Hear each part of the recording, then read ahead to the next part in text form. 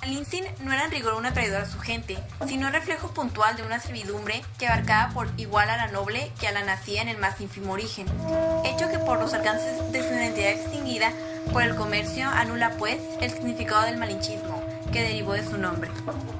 Se ha llamado malinchismo la preferencia por lo extranjero o al repudio del propio origen, a partir de que a la célebre y a la vez casi desconocida Malinali sirviera de lengua al conquistador español. Malintzin es nombre que evoca las pérdidas de los nahuas, la historia pintada, el peregrinar de mujeres que eran vendidas y transportadas de una región a otra, de un hombre a otro, de una a otra forma de vida, todas inciertas y que en su silencio esencial exhiben una verdad válida, hasta ahora, para todos los tiempos. No importa que tengan o no tengan que decir ni cómo lo digan, porque el destino de la mujer mexicana está inscrita en la condena de no ser atendida. Porque no puede encontrarse realidad más adversa a una elección personal femenina que la que le atribuyen a esta mujer, justamente a causa de su talento lingüístico, rehén de su gente primero y después del huracán que causaron los invasores. La rebautizada Doña Marina está todavía por redescubrirse entre los emblemas de un colonialismo que ni por la fuerza de la palabra consigue librarse del vasallaje.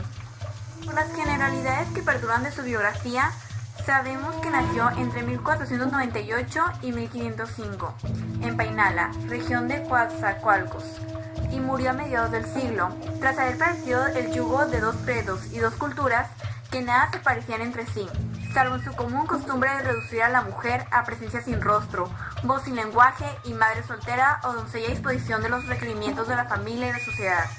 Hija de un cacique local, para deshacerse de ella, cuando tomó una segunda esposa, su padre la vendió como esclava a mercaderes de Chicalango, quienes a su vez la negociaron a la zona maya, por lo que se convirtió en la posesión del señor de Ocamputum. De ahí su temprano dominio de dos lenguas que lo elevaron al enlace primordial entre mexicanos y mayas, en su ahora del maya al español, que aprendió con fluidez cuando en aquella región estuvo en contacto con los dos españoles sobrevivientes de la expedición de Grijalva, que, antes de la llegada de Cortés, desembarcaron y se establecieron en el actual Yucatán. Esta por examinarse, además, cuál era el apego que podía sentir con una mentalidad esclava que fuera educada, según los códigos regionales, solo para servir a su amo y señor. En 1519, Hernán Cortés llegó con sus soldados a Potonchan. Recibió 20 jóvenes como regalo para ser repartidas entre sus capitanes, según la costumbre indígena.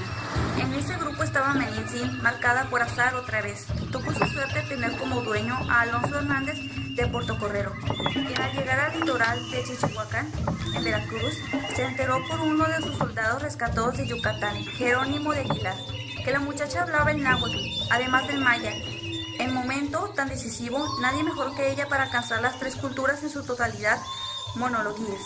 Así fue como emprendió su labor de intérprete y figura central, entre vencidos y vencedores, y dando vino a adquirir el monte de la lengua, como la llamaban.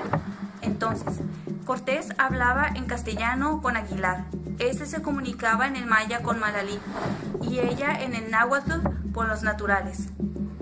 En la intimidad con Hernández Portocorrero, asimiló en poco tiempo el idioma y las preferencias del invasor, por lo que eliminó fácilmente a Jerónimo de Aguilar del triple enlace idiomático del que podían los españoles para acceder a su mundo aborigen, que les parecía más misterioso cuando más se acercaban a Tenochtitlán.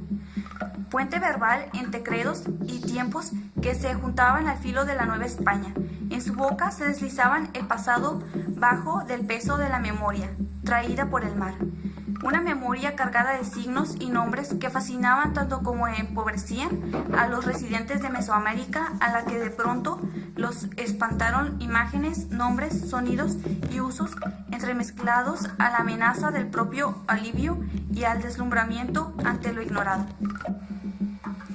Iban y venían los españoles del rumor a la expectación y de la esperanza al crimen abyecto, mientras las mexicanas fundaban en su vientre un mestizaje que en Malintzin consagraba la que sería su lengua definitiva, una lengua hecha de dioses enseñados, de sonidos con regusto de cacao y de tomate, de sonidos para nombrar el cacahuate, el metate y el elote.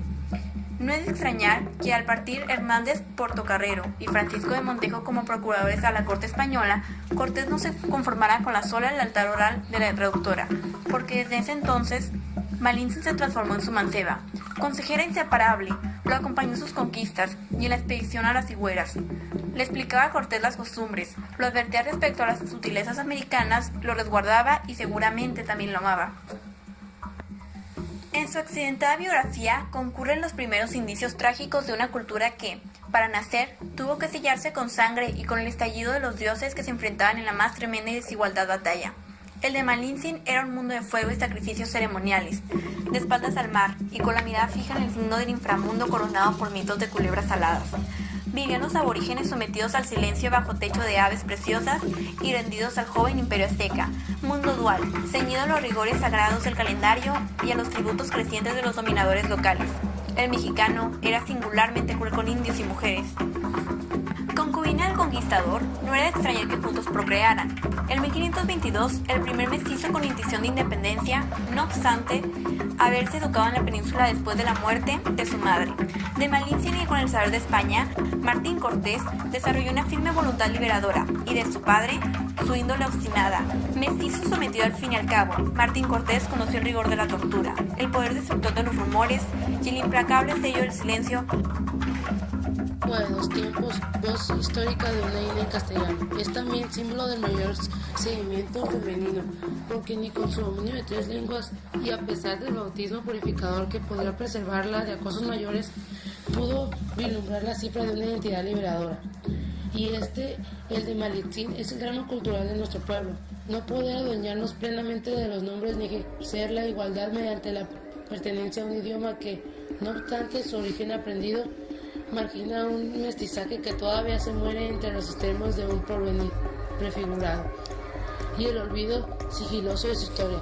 Por eso doña Marina, al surgir sus vocablos como una espiral de voces enraizada en el universo místico, fue mero puente verbal, corredor de palabras ajenas a su pasado, distante en todos los nombres de su experiencia y sin vincular el vínculo ajeno con el significado de las ideas que expresaba, porque éstas correspondían al dominio europeo.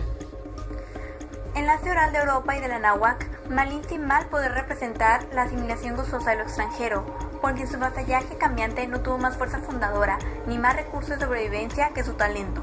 Un talento que no se resignó al olvido, como ocurrió con el resto de los vencidos, sino que se transformó en surtidor de nombres y sueños de libertad, que paradójicamente jamás pudo emplear para sí. De lo que se trata es que Marina fue una mujer sumamente hábil e inteligente. Fíjense en lo que pudo hacer. Fue capaz de traducir entre los dialectos indígenas y el español. Fue capaz de negociar entre 2 culturas. Pudo manejar esa situación, lo que demuestra su talento. Malintzin es, en un rigor, la verdadera simiente de la palabra mestiza, con la que habría de construirse un alfabeto de sangre y fuego. Ella es la palabra que comenzó a prodigiarse allí donde fueron enfrentados los lenguajes como armas enemigas en el campo de batalla. La Malinche es lengua consagrada por la cruz y voz remecida por el paisaje volcánico de nuestra gran Mesoamérica.